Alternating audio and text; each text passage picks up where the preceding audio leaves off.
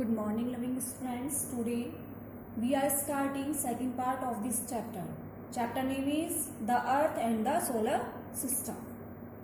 आज हम इस वीडियो में अपने फर्स्ट चैप्टर का नेक्स्ट पार्ट डिस्कस करते हैं, जिसमें अर्थ, प्लैनेट्स, ठीक है, मून, सैटेलाइट्स, एस्ट्रॉइड्स, मेस्ट्रॉइड्स, ये सब हम डिस्कस करेंगे।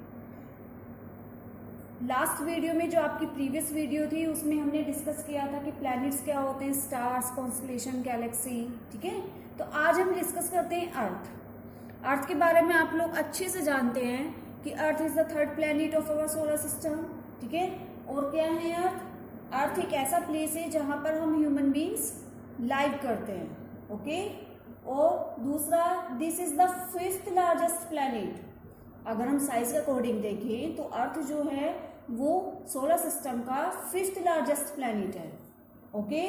और जो अर्थ है, अर्थ पर क्या है हमारी लाइफ को क्या करता है, ये सपोर्ट करता है, क्योंकि यहाँ पर air, water, land, every essential components जो हैं वो हमारी सर्वाइवल के लिए अवेलेबल हैं, ओके। जैसे हमारी अर्थ पर क्या है, the air has life supporting gases like oxygen. Oxygen को सपोर्ट करता है, ये ऑक्सीजन जो हमारी लाइफ को सपोर्ट करता है, हमारी एटमॉस्फेयर में पॉसिबल है ये। Because of these reasons the earth is a unique planet. और इसी रीजन की वजह से जो हमारी अर्थ है उसको हम यूनिक प्लैनेट भी कहते हैं, ठीक है। इसके बाद आप सभी को पता ही है जो हमारी अर्थ है इसमें और क्या क्या कैरेक्टरिस्टिक्स है।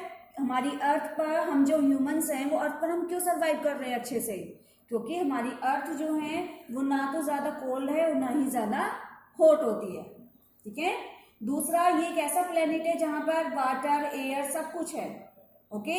और जो हमारी अर्थ है, जितनी भी हमारी ये अर्थ की सरफेस है वो कवर्ड है किससे, 2/3 वाटर का 2/3 का पार्ट जो है हमारी अर्थ की सरफेस कवर्ड किए हुए है, ठीक है। इसलिए इसको ब्लू प्लैनेट भी कहते हैं। जब हम इसको स्पेस से देखते हैं तो हमारी अर्थ ब्लू ब्लू हमें अपीयर होती है, ओके।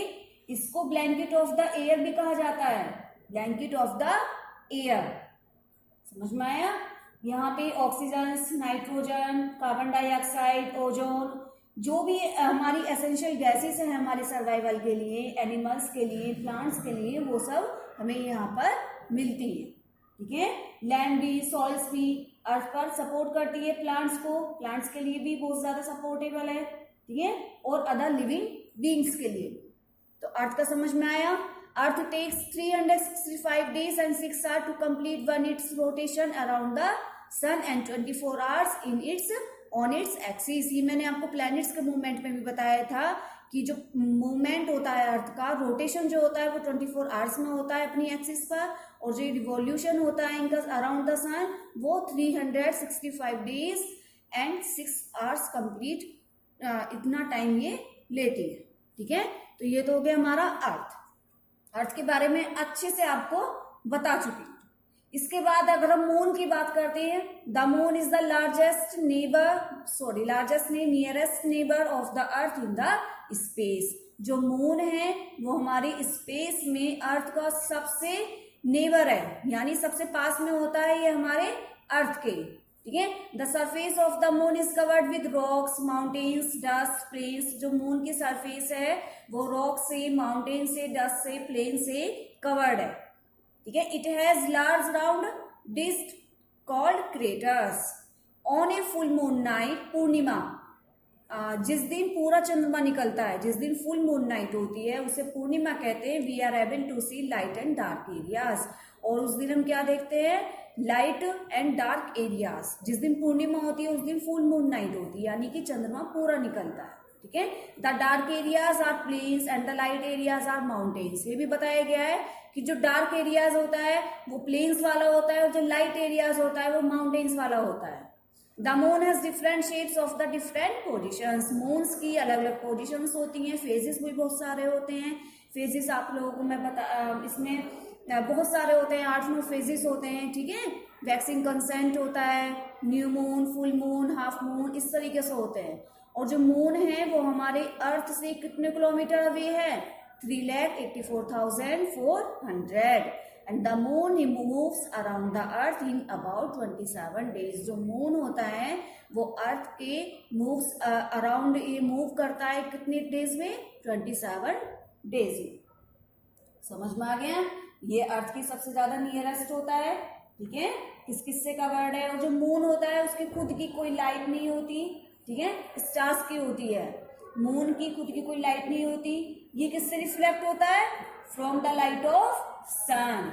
ये सन की लाइट को रिसीव करता है, ठीक है। इसीलिए जो सन का फेस होता है, जैसे इसीलिए जो साइड फेसिंग होता है मून का, वो सन की लाइट को रिसीव करता है, वन साइड फेसिस को, ठीक है। ये रीजन है इसका। वन साइड फेसिस जो है मून, वो चंद्रमा सूर्य की लाइट को रिसीव करता रहता है, ठीक है। फेसिस भी बहुत सारे होते हैं इसके, मून्स के। इसके बाद एस्ट्रॉइड्स की बात करते हैं, मेट्रॉइड्स की। एस्ट्रॉइड्स क्या होते हैं? Asteroids are tiny bodies that move around the sun. Asteroids यानी कि क्षुद्र ग्रह, जो प्लैनेट्स से भी बहुत स्मॉल होते हैं। प्लैनेट्स तो बहुत बड़े होते हैं साइज में, उनसे छोटे साइज में होते हैं एस्ट्रॉइड्स, ठीक है। इतने भी ज्यादा छोटे नहीं होते हैं, लेकिन अगर हम कंपैरिजन करें, कंपैरिजन देन किसके? प्लैनेट्स के, तो वो टिनी बॉडीज होती हैं एस्ट्रॉइड्स, जो सन के चारों ओर मूव करती हैं, ठीक है। और मोस्टली जो एस्ट्रॉइड्स होते हैं वो एस्ट्रॉइड्स बेल्ट में पाए जाते हैं। और कहाँ कहाँ पर? Between the orbit of Mars and Jupiter. Mars and Jupiter की जब ऑर्बिट होती है, उनके बीच एस्ट्रॉइड्स पाए जाते हैं, ठीक है। और जो हमारे एस्ट्रॉइड्स होते हैं वो उन्हें माइनर प्लैनेट्स भी कहते हैं। अभी बताया था प्लैनेट से छोटे होते हैं ना ये, इसलिए इनको माइनर प्लैनेट्स, प्लैनेटॉइड्स भी कहा जाता है, ठीक है। बहुत टू स्मॉल होते हैं। इसके बाद एस्ट्रॉइड्स का जो मासेस होता है, उनका वेट जो होता है वो बहुत ज्यादा होता है, ठीक है।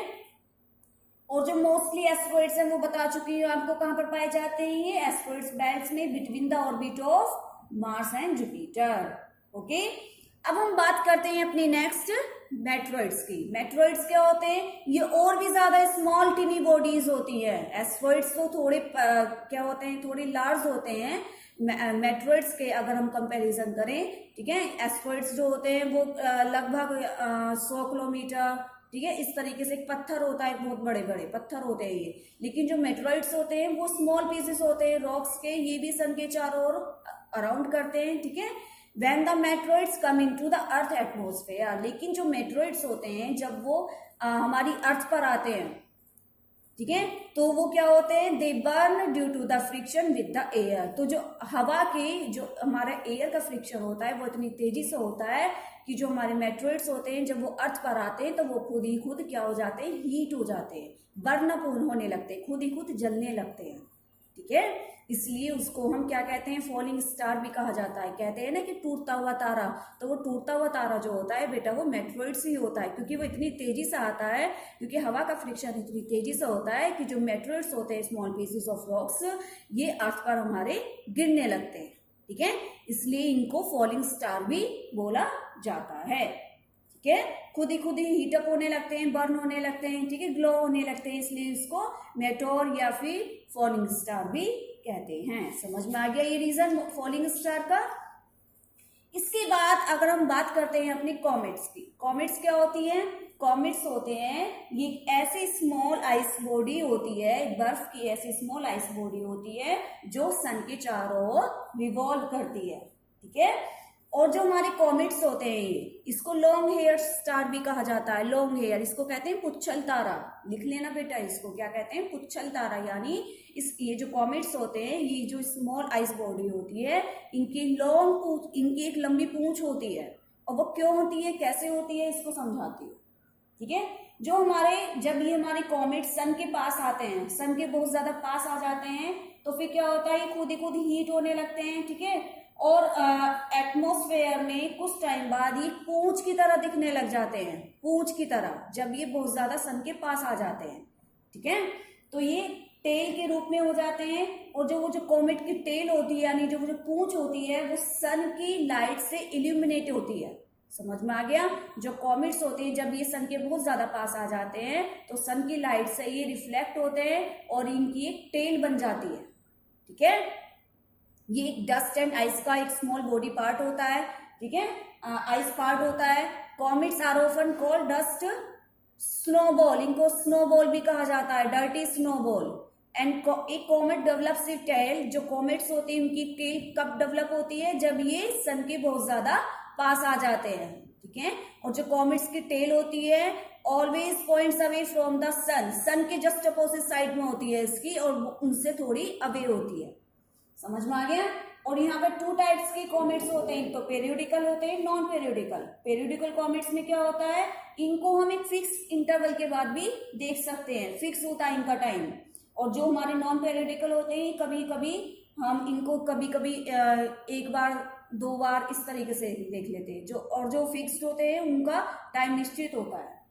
समझ में आ गया। एक फेमस कॉमेट्स भी है हेलीज कॉमेट, जो लगभग कितने साल पहले देखा गया था, 75 ईयर्स एगो, हेलीज कॉमेट, इसको ध्यान रखना। ओके, इसके बाद कॉमेट्स की भी अपनी खुद की कोई लाइट नहीं होती, कुछ नहीं होता, ये भी सन की लाइट से इल्यूमिनेट होते हैं, ठीक है। अब हम बात करते हैं सैटेलाइट्स की।